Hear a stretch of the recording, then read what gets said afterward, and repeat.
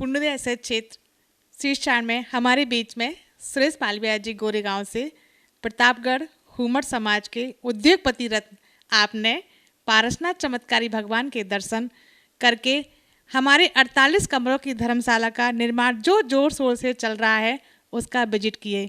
हम सुरेश जी से चर्चा करते हैं कि आपको कैसा लगा। सर, मैं मीना जैन पुण्योदय एसएच क्षेत्र की उपाध्यक्ष और जो धर्मशाला बन रही है उसकी आधुनिक धर्मशाला की मुख्य निर्देशिका हूँ। सर, आप यहाँ आए हैं पुण्योदय क्षेत्र में, तो आपको विकास देखा और भगवान के दर्शन किए, यहाँ की भूमि को देखा, तो आपको कैसा लगता है सर? यहाँ के बारे में कुछ मुझे बताइएगा सर। और मैं यहाँ पहली बार नहीं आया, मैं कम से कम 4-5 बार पहले भी आया और विपिन भाई से मेरा परिचय कई वर्षों का है और मैं इस पर ध्यान रखा हुआ था कि ये किसी दिन बहुत अच्छी चीज़ बनेगी। जो प्रोग्रेस देखी हमने वो कमेंडेबल है, बहुत अच्छी प्रोग्रेस है। और जो विपिन भाई का विज़न है और आपका सहयोग, मुझे पूरी उम्मीद है कि जो बात उन्होंने बताई है कि इतना बड़ा इसको बनाएंगे और एकदम आधुनिक बनाएंगे, वो निश्चित रूप से बनेगा, इसमें कोई दो राय नहीं है। आपका डायनामिज़म और आज यहाँ आने के लिए एक कारण और हमारा बना। मुझे मैसेजेस आते रहते हैं, मैं जनरली रिस्पॉन्ड नहीं करता, लेकिन मुझे लगा कि नहीं, काम ठीक हो रहा है। आपने फ़ोटो भेजे, प्रोग्रेस भेजी, अपने इंटीरियर की जो भी आपने ड्राइंग बनवाई, तो फिर हमने मन बनाया कि चलना चाहिए, बात करनी चाहिए और अच्छा लगा। यहाँ के मंदिर तो सुंदर है ही है और महाराज श्री के दर्शन हुए, तो ये था। सर, मुंबई में 50 साल में सूरत से लेके गुजरात से लेके और अपने मुंबई क्षेत्र में सर 50 साल में ये क्षेत्र का निर्माण हुआ है और संत निवास और भोजनालय और आधुनिक धर्मशाला बनने जा रही है सर। क्योंकि अभी तक हमारे बम्बई समाज में सर ना तो आधुनिक धर्मशाला है, ना संत निवास है, ना भोजनालय है। सूरत से लेके गुजरात से लेके मुंबई तक जो भी साधु आहार विहार करते सर, उनको बहुत परेशानी होती थी। तो सर आज जो हमारा निर्माण हो रहा है उस निर्माण के बारे में मैं आपसे बात करना चाहिए।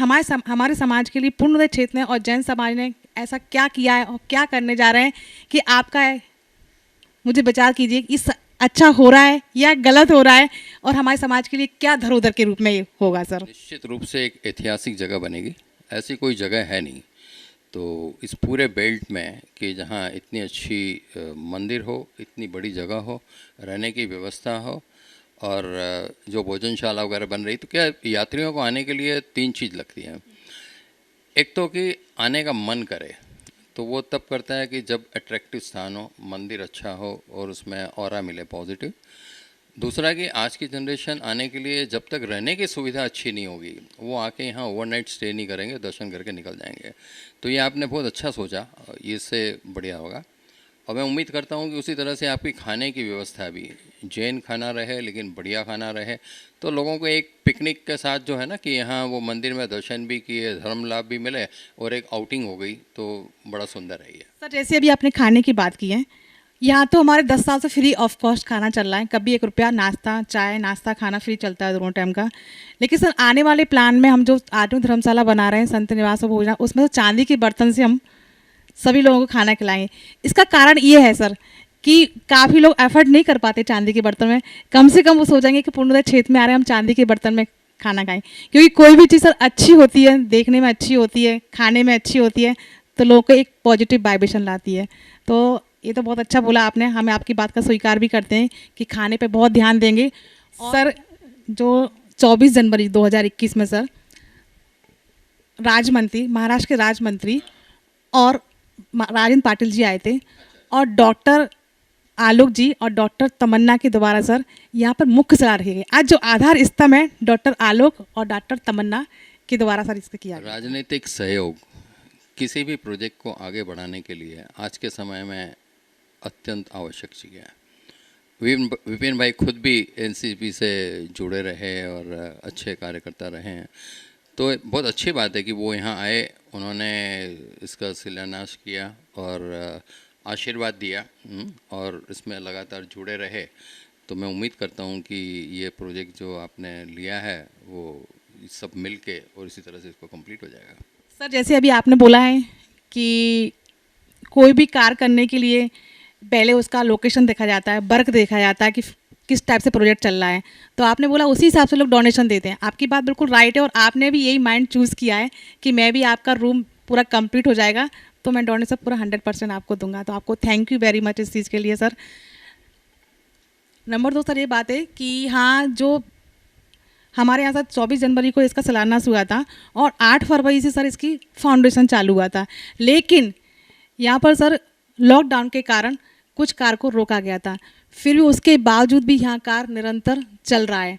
मैं आपसे यही आशीर्वाद चाहती हूँ सर कि ऐसी निरंतर काम चलता रहे और विपिन भाई और समाज की जो एक्सपेक्टेशन है कि दिसंबर तक यहाँ पर शरद पवार जी आ रहे हैं सर इसका अनुरोगेशन करने के लिए।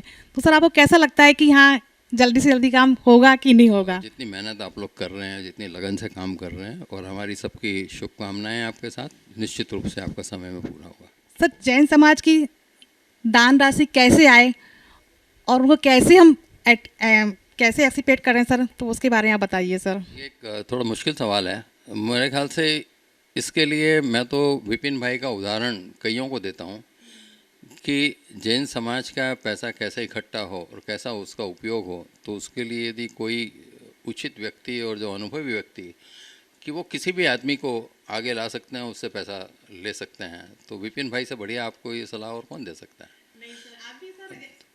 सर आप राजस्थान से बिलोंग करते हैं और मैंने सुना है कि राजस्थान में आपने बहुत दान दिया है। राजस्थान के अलावा और स्टेट में भी आप बहुत दान दिया है, लेकिन जब दान देते तो कुछ सोच समझ के ही देते हैं। तो आपने जो दान यहाँ दिया पुण्योदय क्षेत्र में क्या सोच के दिया है सर? मैं ये तो नहीं कह सकता कि बहुत दान देता हूँ। दान कोई व्यक्ति देता नहीं है, वो जो करवाता है ऊपर वाला करवाता है। और जो हम काम करते हैं तो उसमें हमारा 95% काम जो है वो एजुकेशन के प्रति होता है। तो हमारा ये मानना है कि मतलब यानी समाज एजुकेटेड हो, शिक्षित हो, डेवलप हो, तो फिर वो अपने आप ही सब काम हो जाते हैं, है ना। और रही बात यहाँ मन बनाने की, तो मैंने आपको बताया कि यहाँ मैं 4-5 बार पहले भी आया था और 2 बार तो मैं अपने पूरे एक्सटेंडेड परिवार के साथ आया था। हमारा साइलेंट रिजॉर्ट में एक फैमिली गेट टुगेदर थी, तो सुबह हम यहाँ दर्शन करने के लिए आए थे, यही नाश्ता किया था और फिर हम आगे बढ़े थे। तो बड़ा अच्छा लगा था हमें। तो हमें लगा कि नहीं, यदि सभी लोग सहयोग ना करेंगे तो इतना बड़ा प्रोजेक्ट बन नहीं सकता है। और यही सोच के, इसी भावना के साथ हम यहाँ आए। सर हमारी कमेटी के ट्रस्टी से आप महामंत्री से, उपाध्यक्ष मीना जी से मिले हो, तो मैं ये पूछना चाहती हूँ आपको उनसे और कमेटी के लोगों से मिलकर कैसे लगा है? आपके सामने आपकी तारीफ़ करना शायद उचित नहीं होगा, लेकिन फिर भी कुछ शब्दों में कह सकता हूँ कि आप बड़ी डायनामिक हैं, जैसा मेरी बेटी ने भी कहा, और आप बड़ी चर्चित हैं। तो जो लोग आपको मिल लेते हैं बड़े प्रभावित होके जाते हैं और पूरी मार्केटिंग कर सकती हैं आप, मीडिया मैनेज कर सकती हैं, उसमें वो सब क्वालिटीज़ हैं आप में। लगता है कहीं ना कहीं आपके फैमिली में कोई मीडिया वाले तो नहीं है, तो नहीं है तो अच्छा है। यदि है तो आप में वो सब गुण हैं। आप खुद ही एक अच्छा मीडिया में काम कर सकती हैं, बहुत अच्छा काम कर रही हैं आप। सर आपने पुण्योदय क्षेत्र में आकर सर 5,51,000 रुपये की दान राशि दी है। मैं आपको दिल से आभार व्यक्त करती हूँ, अभिनंदन करती हूँ और मेरी पुण्योदय क्षेत्र की पूरी कमेटी आपका अभिनंदन करती है। Thank you very much. और आपसे मिलकर बहुत खुशी मिली कि आपने हमारे प्रोजेक्ट को इतनी सराहनीय दिया कि मैं चाहती हूँ कि आपका आशीर्वाद ऐसे ही मिलते रहे और हमारा एक दिन जो हम लोगों का एक विजन है पूरा हो जाए सर।